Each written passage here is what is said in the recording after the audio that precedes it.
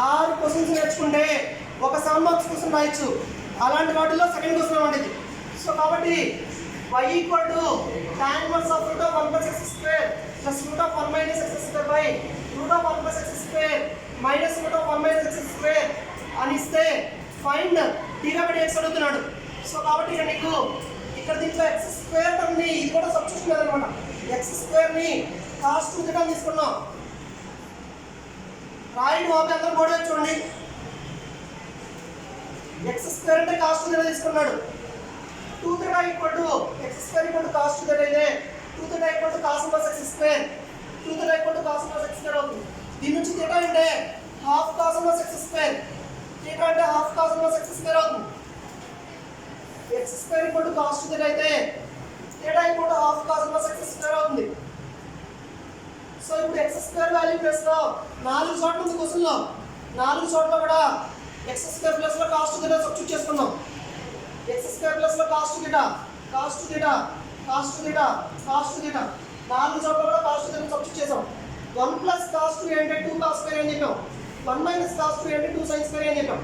So 2 cos square theta 2 sign square theta substitute చేసాం. 2 cos square theta 2 sign square theta substitute చేసాం. 4 కూడా route 2 ఉంది. Route 2 న్యూమరేటర్లో route 2 గమనిస్తున్నాం. డినామినేటర్లో ఇక్కడ రూట్ 2 ఉంది, ఇక్కడ రూట్ 2 ఉంది. రెండింటిలో రూట్ 2 గమనిస్తున్నాం.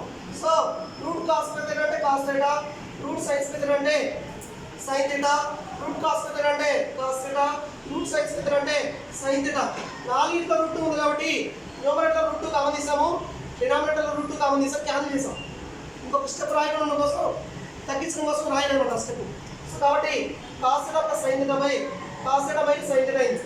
నెక్స్ట్ స్టెప్లో నీకు లోపల y equal tan inverse of లోపల యాంగిల్ లోపల కాస్ థీటాతో ప్రతి టర్మ్ని డివైడ్ చేస్తాం. 4 స్టెప్స్ని కూడా కాస్ థీటాతో డివైడ్ చేస్తాం. 4 స్టెప్స్ని కూడా కాస్ థీటాతో డివైడ్ చేస్తాం. డివైడ్ చేస్తే కాస్ బై కాస్ అంటే 1 అవుతుంది. అలాగే సైన్ బై కాస్ అంటే టాన్ అవుతుంది. కాస్ బై కాస్ అంటే 1, సైన్ బై కాస్ అంటే tan. So 1 plus tan theta by 1 minus tan theta. Tan theta ఏం చేస్తామంటే 1 ఇంటూ టాన్ థీటా అని రాస్తాం. ఆల్రెడీ మనకి టాన్ 40 కంటే ఉందని తెలుసు. ఈ 1 ప్లస్ టాన్ 40 గా పెట్టుకోము.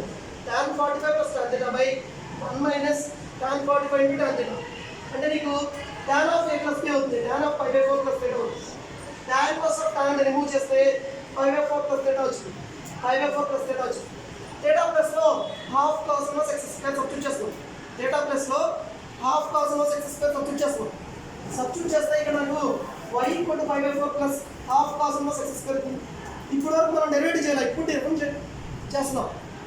Differentiate with respect to x అని బోత్ సైడ్ చేస్తాం. చేస్తే ప్రతి టర్మ్కి కూడా డెరివేటివ్ వేస్తాం. d బై dx అని వేస్తాం.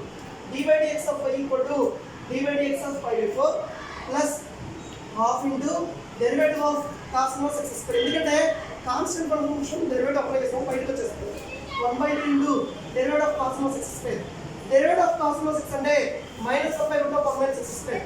కాబట్టి minus 1/√ of 1 minus x square whole square. మళ్ళీ ఎక్స్ స్క్వేర్ లోపల నుండి ఎక్స్ స్క్వేర్ డెరివేటివ్ వేసుకోవాలి. ఎందుకంటే cos inverse X derivative minus 1/√ of 1 minus x square. X square derivative 2x. కాబట్టి ఇక్కడ నీకు ఎక్స్ స్క్వేర్ డెరివేటివ్ వేసుకుంటే 2x వచ్చింది. Minus 1/√ of 1 minus x square whole square అంటే x⁴ వచ్చింది. అలాగే నీకు ఈ 2 క్యాన్సిల్ అయిపోయింది. క్యాన్సిల్ అయిపోతే minus x by root of 1 minus x⁴ వచ్చింది.